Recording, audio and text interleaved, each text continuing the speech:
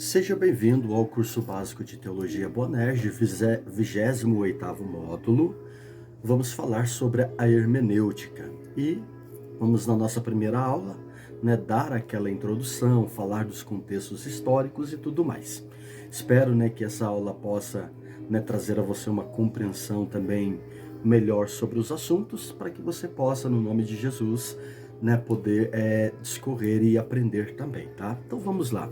Bom, procurando ao máximo fazer um resumo de cada questão, pois caso contrário a disciplina se tornaria muito extensa, razão pela qual sugerimos que se há algum tópico que seja de interesse expressivo de cada aluno, que ele faça uma pesquisa também por conta própria, para que haja aí um enriquecimento, na sua própria cultura teológica, tá? Vamos então começar com os livros históricos, O que é a história? O que é história? História é a narração, dos fatos que são notáveis e ocorridos na vida dos povos, em particular da humanidade em geral, um conjunto de conhecimentos adquiridos através de tradições ou mediante a documentos acerca da evolução do homem. A hermenêutica bíblica. Bom, a definição da hermenêutica é a arte de interpretar a linguagem. O objetivo da hermenêutica é relação entre o autor e o leitor. O objetivo é tornar o autor contemporâneo do leitor, aproximando as compreensões da mesma época. O leitor deve compreender o escritor na época em que o texto foi escrito e não na época em que o texto está sendo lido. Tá? Ou você está lendo a Bíblia, hoje é um livro bem antigo, porém precisamos compreender no contexto em que foi escrito naquela época, não transliterando somente para o dia de hoje, tá? Esse é o nosso objetivo. O leitor ele deve compreender, que o escritor na época em que o texto foi escrito, e não é na época em que nós estamos lendo, e sim, ele vai usar, o objetivo da hermenêutica para que haja um esclarecimento de tudo aquilo que nos parece obscuro, tornando o assunto compreensível para uma posterior exposição, segundo Pedro 3,15 ao 16. É possível dizer também, a verdade na forma errada. Nas Escrituras encontramos a verdade, mas por falta do conhecimento, também é possível, tá?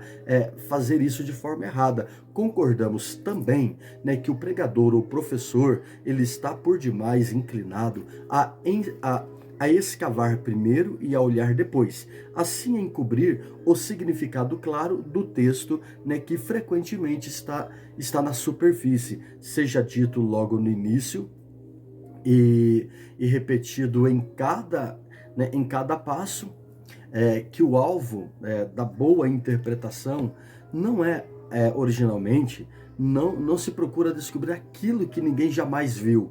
Vamos entender então o que ler. Vamos entender então o que está sendo lido e o que está sendo colocado ali. Tendo então em mente a hermenêutica, a palavra hermenêutica, ela é derivada do termo grego que é hermenêuticos e que por sua vez vai derivar de um verbo hermeneu, cujo significado é a arte de interpretar os livros sagrados e os textos antigos. De modo geral, é mais abrangente, se fala da teoria da interpretação de sinais e de símbolos de uma cultura. Também temos a arte de interpretar as leis, a ciência, porque contém regras que são definidas e bem organizadas. Arte, porque na hora de aplicar as regras, há uma necessidade de um bom senso, e sensibilidade. Há um espaço para uma criatividade no estudo da Bíblia, porém, esta só deve ocorrer quando ela for dirigida pelo Espírito Santo. Caso contrário, precisamos expor o contexto histórico. O máximo cuidado sugerido quando levamos a imagem, a criar verdade sem uma base bíblica, vai expor a mesma como sendo uma doutrina, quando na verdade não passa de uma questão de imaginação, de muitas das vezes de uma adução. O que se pode fazer como orientação a quem dá aula ou a quem prega, é que ao falar algo além do que está na Bíblia, ele pode, logo em seguida, sugerir que ali ele está colocando um pensamento dele, ele está ali colocando uma ideia dele, que aquilo não é um ato afirmativo da Bíblia, que ele está conjecturando aquela história. Ele pode conjecturar o contexto, mas ele tem que ser fiel a essa conjectura. Há uma diferença entre interpretação e aplicação. Interpretação só é o significado pretendido pelo autor, ou seja, por Deus. A interpretação bíblica, ela deve ser extraída do texto apenas o que Deus pretendia dizer através do autor humano naquela época para aquele povo, e não que nós pretendemos, né, no texto que diga. A aplicação, aí sim você pode, né, de várias maneiras, também dependendo da situação em que as pessoas se encontram, fazer uma aplicação, colocar um contexto ali. A hermenêutica bíblica, geral e especial. Então vamos lá, a geral é aquela que trata da escritura como um todo, princípios gerais, básicos, elaborados. Os princípios de estudos da hermenêutica não se baseiam numa teologia sadia e bíblica. Essencial é aquela que trata de questões particulares das escrituras, e esta classe da hermenêutica ou de hermenêutica pode não ser elaborada por princípio. Destinações didática, tá? A hermenêutica, ela parte a partir da teoria, né, do processo da teoria. A exegese, né, parte da prática, do processo da interpretação prática.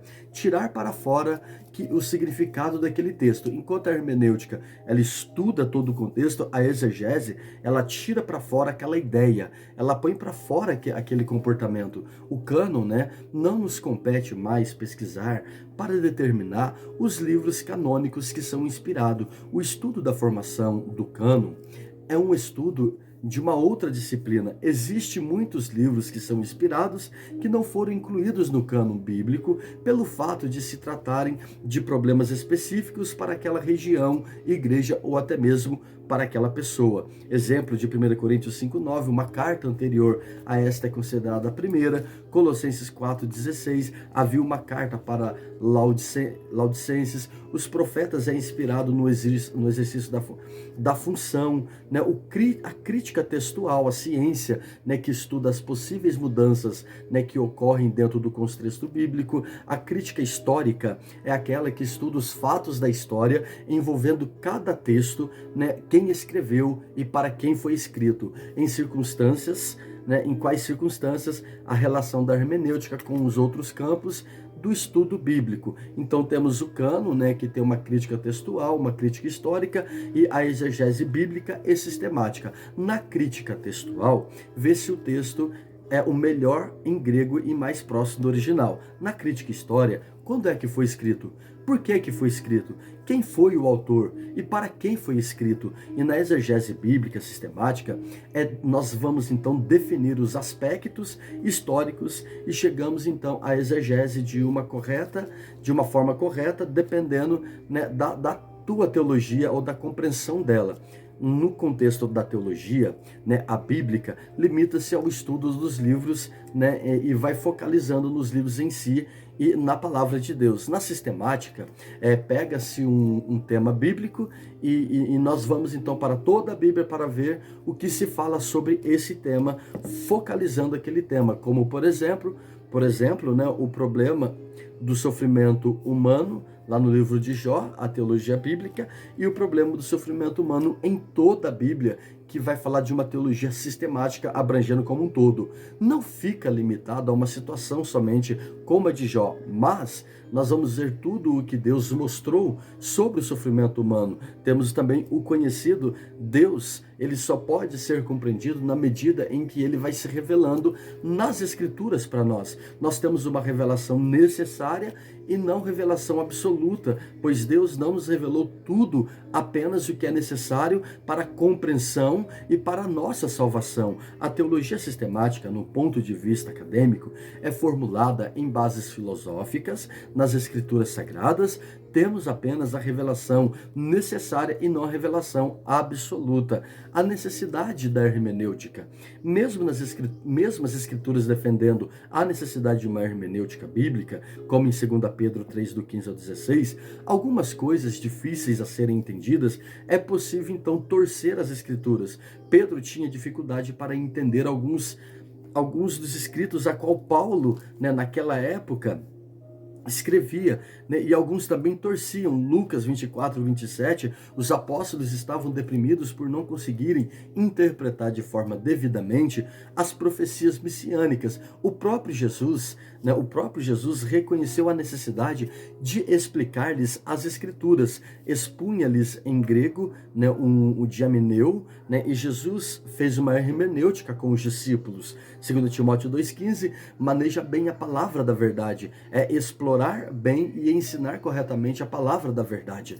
Paulo, né, ele vai recomendar a Timóteo, né, que maneje bem todas as escrituras, entender e ensinar de forma correta a palavra de Deus. 2 Coríntios 2,17, temos os mercadejando, né, que falsificando do grego para o capaleu, ele corrompeu, falsificou e adulterou. E nós não devemos nem corromper e nem falsificar e nem muito menos adulterar as escrituras. Temos no contexto então da hermenêutica os bloqueios da compreensão espontânea da Bíblia. O primeiro ponto em que é importante falar é o ponto histórico, né? Estamos aí largamente separados, né, de uma época de escritos, dos escritores bíblicos, e a Bíblia ela vai cobrir todo um período de aproximadamente 1.500 anos. No nosso caso, já vai mais de 2.000 anos, né? Com o tempo, muita coisa vai se perdendo, muitas palavras vão se mudando, e quando compreendemos os fatos históricos, nós também podemos compreender melhor o contexto bíblico. Temos a questão cultural, que é um dos mais difíceis a serem transpostos. A cultura distinta dos povos bíblicos nós apenas vimos aquilo que estamos condicionados a ver. O ideal é nos colocarmos em uma posição totalmente neutra em questão a essa colocação da cultura.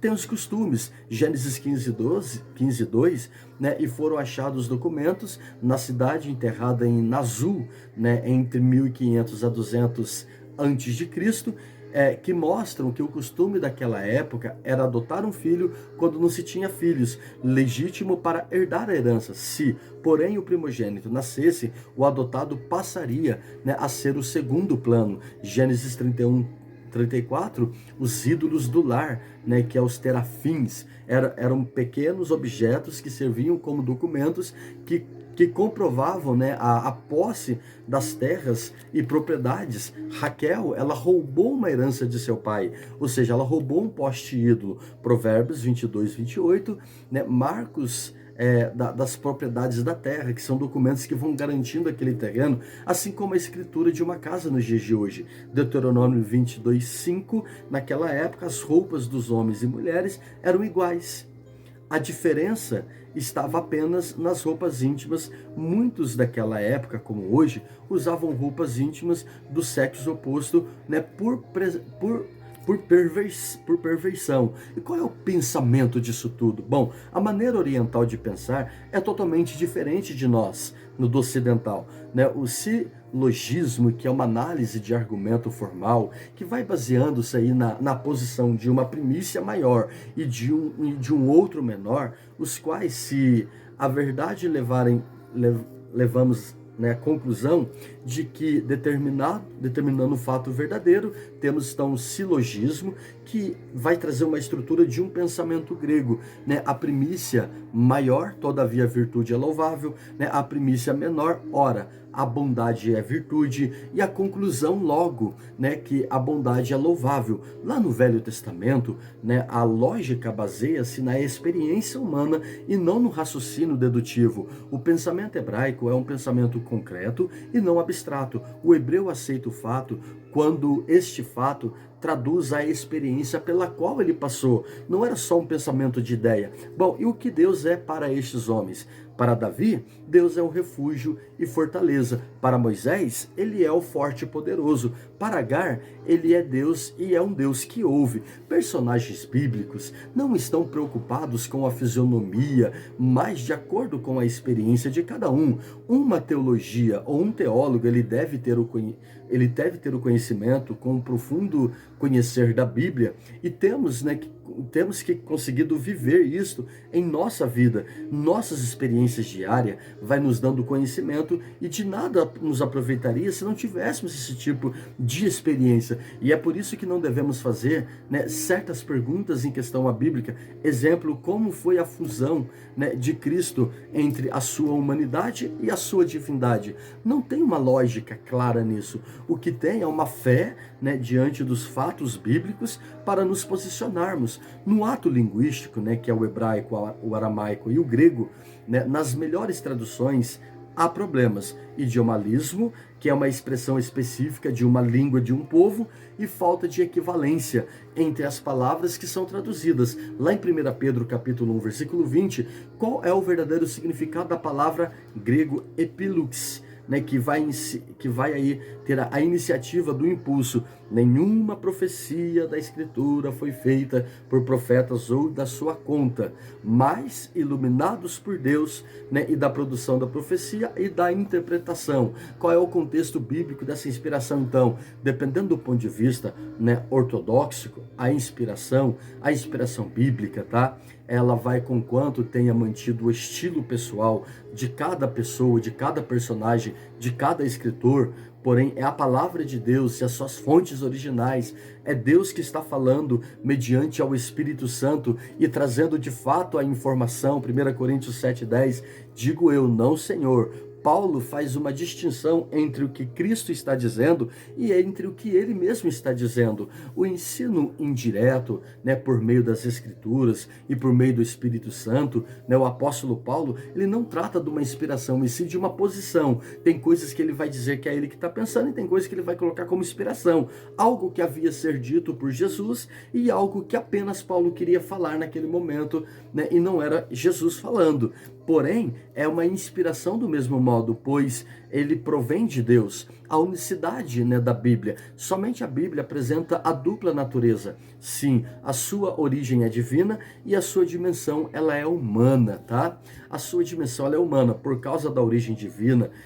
Né? A Bíblia é a palavra de Deus e aqui temos grandes posições em relação ao significado inspiração bíblica, que é uma posição que defende que a Bíblia contém a palavra de Deus e ela também é a palavra de Deus. Ela só não contém a palavra de Deus. Esse livro não só contém a palavra do Eterno, não. Muito pelo contrário, tá? Também é a palavra de Deus.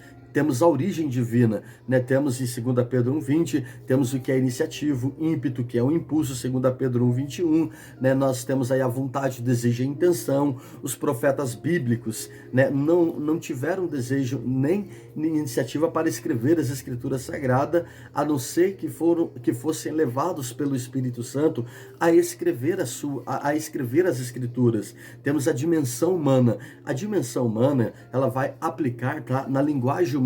E essa linguagem humana para aquela época é aquela linguagem que a gente sempre vem falando em que a Bíblia foi escrita. Nunca se esqueça disso. Ela foi escrita entre o hebraico, o aramaico e o grego, tá? Que eram línguas usadas naquela época, não só pelo povo de Deus, mas por todos os povos vizinhos. Então temos a importância de compreendermos esse contexto e a característica peculiar, né, entre os profetas, a qual tinha sua própria personalidade e peculiaridade na forma da escrita. E isso foi, né, vertido, né, para os seus escritos. Qual é a linguagem? A linguagem bíblica ela é humana. A linguagem não é mecânica, não é verbal. Podemos concluir então com a certeza de que o profeta ele está preservado de erro quando se trata da doutrina. 1 Pedro capítulo 1, 21. Homens falaram, né? João 1:1.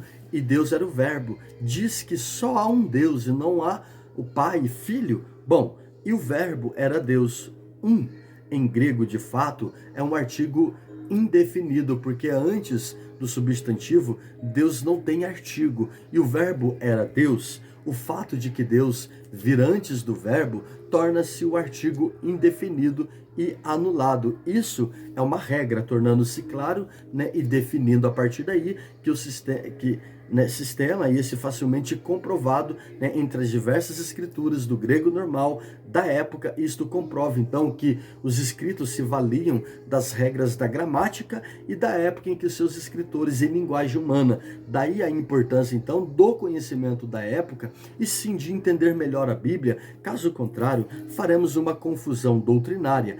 E este é um dos trabalhos em que a hermenêutica vai trazer, né, para que não haja essa confusão. A Bíblia não foi dada, né, numa elevada linguagem acima da compreensão humana. Muito pelo contrário, ela esteve ao alcance do homem, dentro da compreensão do homem, para que pudesse entender cada fato. A linguagem da Bíblia, ela é imperfeita, a mensagem da Bíblia é perfeita. O Senhor falou por seres humanos em linguagem compreensível, a fim de que cada ser humano pudesse entender. Devia, portanto, utilizar uma linguagem idiomática da época e não uma linguagem sobre-humana, incompreensível. E esse fato da linguagem e da imperfeita não afeta a perfeição moral de toda a mensagem. A Bíblia foi escrita por homens, porém inspirada por Deus. Dois aspectos das escrituras, o moral e o físico. A Bíblia, né, ela como moral, ela é a santa mensagem. Como física, ela é imperfeita linguagem pela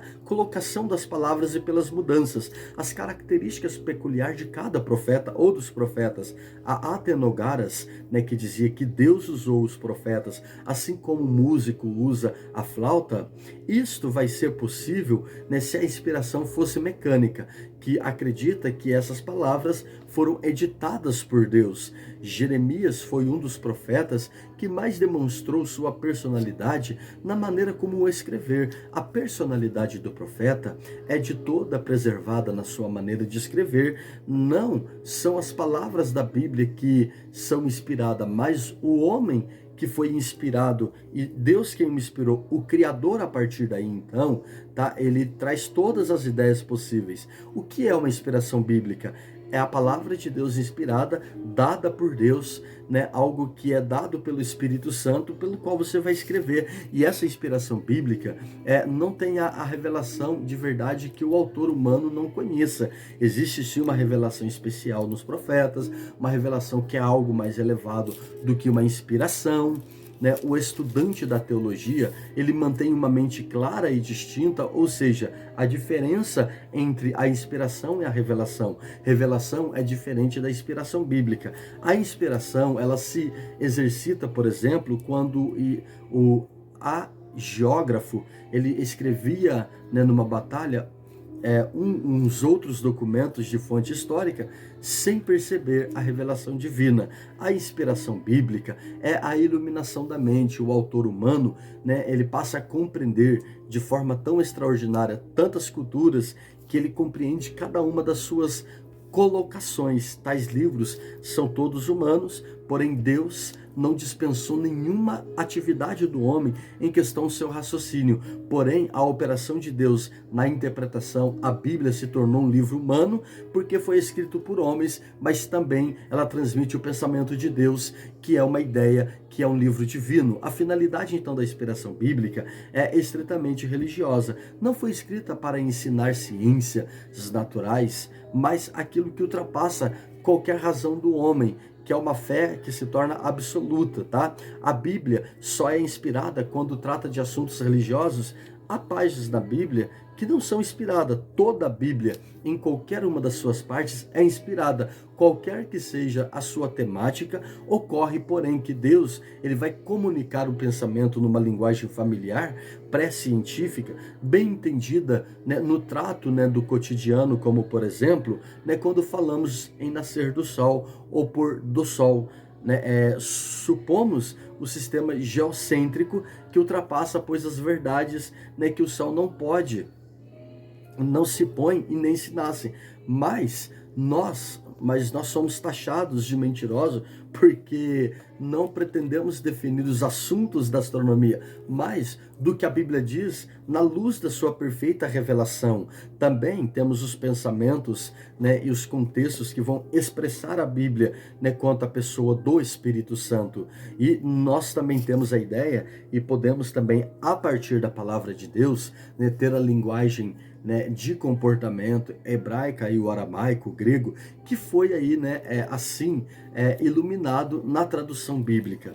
Toda a escritura, de fato, então, ela passa a ser inspirada por Deus. E qual é o problema sinótico? Até o século XVII, a Bíblia era considerada absolutamente como a palavra dita por Deus, né, partindo do conceito da inspiração bíblica como sendo um ditado. Ninguém duvidava de nada e esta compreensão, né, havia sido um tema inevitável e incontável polêmicas intermitantes. A partir de 1776, começou então a ser despertada uma crítica do texto bíblico motivado pelos problemas, né, levantados pelos filósofos racionalistas. Os racionalismo já estavam, né, influenciado aí pelo iluminismo, defendendo, né, a autossuficiência do homem, o qual começou a negar, né, o evangelho e tudo que era transcendental. O racionalismo queria demonstrar o seu ponto de vista através da crítica textual e de todo o comportamento. Foi então, no século XVIII, né, descoberto assim, chamado o problema sinótico. O estudo crítico demonstrou que nos textos do Evangelho há divergência, diferenças de evidências, né, e trabalho pessoal. O escritor, sem deixar o lado da inspiração divina, né, desde então, né, os exegetas se viram na contingência, né, de considerar o Evangelho como um livro escrito por homens, né, que tem as suas qualidades e os seus defeitos e estão sujeitos também à crítica. Surge então, né, o chamado a crítica textual. Porém, o problema sinótico se funda dentro de uma constatação de que os três primeiros evangelhos, como Mateus, Marcos e Lucas, têm muito aspecto em comum, que são chamados de os evangélicos sinóticos. Colocando em números, né, problemáticos, o sinótico vai apresentar da seguinte forma: dos 661 versículos do Evangelho de Marcos, 600 estão também no livro de Mateus e 350 no livro de Lucas. O Evangelho de Mateus e o de Lucas têm 240 versículos em comum e que não constam no Evangelho de Marcos. Além disso, tanto Mateus como Lucas têm versículos, né, próprios a cada um. Bom, como por exemplo desta semelhança, podemos citar a passagem no qual Marcos escreve assim: caindo a tarde, quando o sol descia. O Evangelho de Mateus está apenas, né, na primeira parte do lado de Lucas, e esta segunda há diversas outras passagens que vão apresentar esse contexto, tendo a descoberta dos problemas, né, numa concepção tradicional. Não havia nenhuma dificuldade, porque acreditava que os apóstolos ouviram tudo que Jesus tinha para falar, e surge então, né, aí a crítica histórica, e entrou então o surgimento, né, de várias explicações, de várias exposições das escrituras, né, quanto à primeira parte da crítica, né. Os outros dois, como Mateus e Lucas, né, copiaram o de Marcos, melhorando o texto que era adaptado conforme a ocasião. A segunda parte, a princípio, foi explicada como se um tivesse copiado do outro. A terceira parte, né, tem uma explicação mais fácil. Cada escritor fez uso de alguma fonte. Convém então notar que nem Marcos,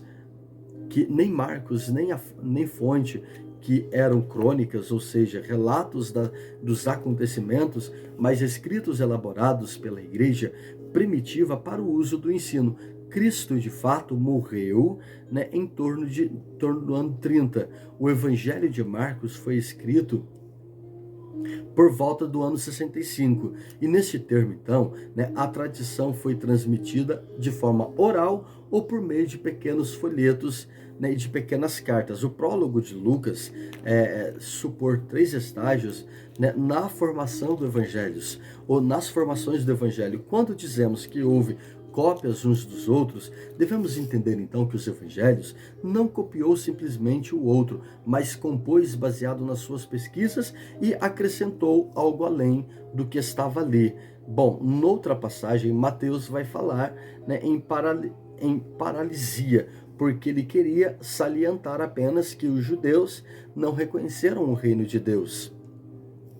O texto da palavra de Deus e esses contextos, né, o problema ainda vai permanecer, e uma das soluções em que teve aceitação em certo tempo foi de que um autor francês, interpretando assim esta palavra grega, porneia, né, que teria sido empregada para traduzir a palavra hebraica zenute, que quer dizer concubina, né, um costume muito difundido entre os judeus.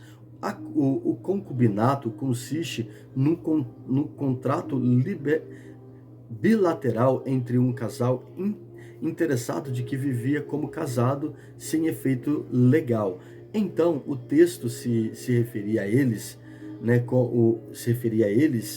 o divórcio era proibido e a não ser em caso do concubinato ou, né, da prostituição ou da porneia, pois não sendo casados legalmente, não haveria óbice, né? E outros autores, fora Mateus, não colocaram esta ressalva, porque nas situações deles